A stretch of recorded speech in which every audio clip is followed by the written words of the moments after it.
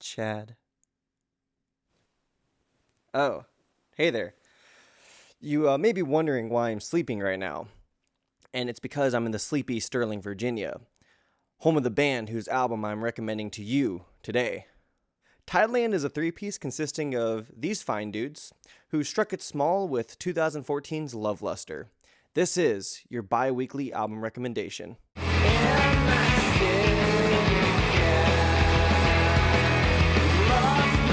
What is there to say about this band that hasn't been said? Well, a lot actually. They contained members of punk legends Page 99. Yes, George Crumb, one of the guitarists for Screamo Gods, is the drummer for Tideland. Neato.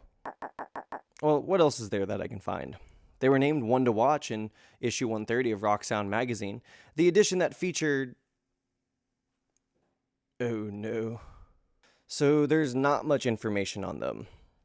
So I did what I normally do when I'm researching a band of this status. I asked them, and they got back. First, thank you. I am absolutely awestruck. You didn't have to get back to me, but you did, and that's really cool. Second, the recording and mixing process took about a week in January of 2014, which is pretty impressive in my humble opinion. Most of the material for the album was written before the release of 2013's Lull, so they weren't a band short of ideas. They self-released the album, so...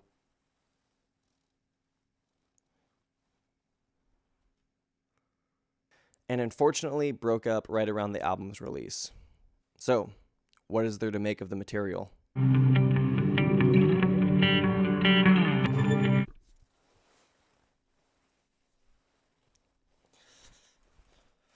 Whew. This is going to be fun.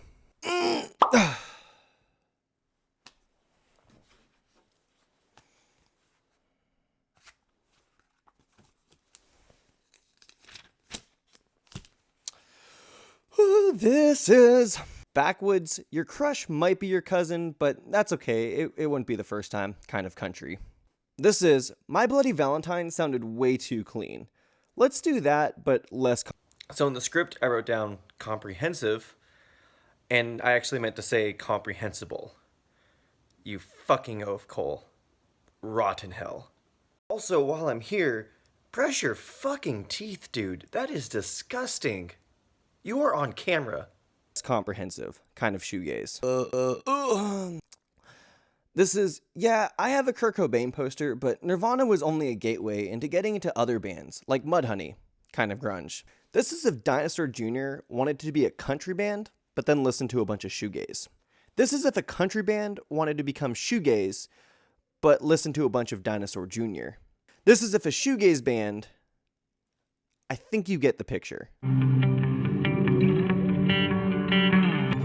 Just like for My Bloody Valentine's Loveless, the cover of this album tells you everything you need to know about what you're getting yourself into. This is a dark, murky record. You feel like you've been transported into a small town the likes of Gummo, and all you have to worry about now is backwoods politics and smelling what you imagine to be burning cat hair. There's a constant battle between slide guitars on the right, clean guitars on the left. All the while, your attention is diverted to a distorted guitar playing bar chords in both ears. It's difficult for me to describe this album's sound, because in doing so, I feel like I'd describe a place first. This album sounds like driving your 1993 Fox Body Mustang on an empty highway at 2 in the morning while lightning crashes in the distance. And because of that, I can't in good faith say that this album is for everybody. Sometimes music is trying to catch a bygone feeling that feels special to you and only a few others. It's why awkward 9th graders like Michael Cera Palin so much. The way the guitars trail on in the mix, as if they are stretching for miles as they fade out of existence. The virtuosic sloppiness of the drums makes me feel like I'm at a show in somebody's backyard and the drummer's getting absolutely everything out of his kit. The way the bass is able to ground everything and make this album somehow make sense. You want bangers? Okay, we'll talk bangers. But the ones, of course. All I know is dreary, not only for the wailing slide guitars you hear in the distance, but for the sheer vulnerability you feel listening to the song as the narrator paints a picture of having loneliness and isolation being the only feelings that he recognizes. I think. This being a shoegaze record and all, it's kind of hard to pick out the lyrics at times. They're not available anywhere online, so I'd have to buy a physical album to see what they are.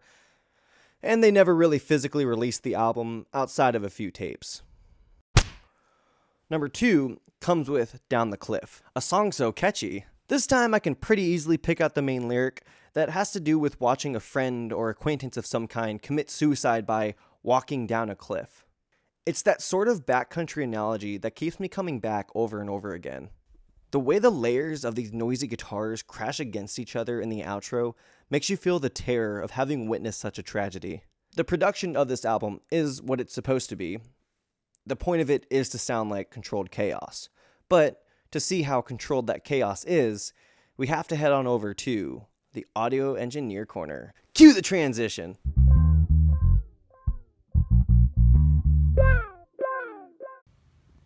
Oh shit, PJ, I need you! Cool, my darling. What's going on? What do you think about the Tideland mix? I'm about to say something that I don't say too lightly. This album is able to pull off a sound that I have never heard before, let alone done justice. Its mixture of slide guitars and fuzzed out reverb. Its dual use of hasty drums and low mixed nasally vocals.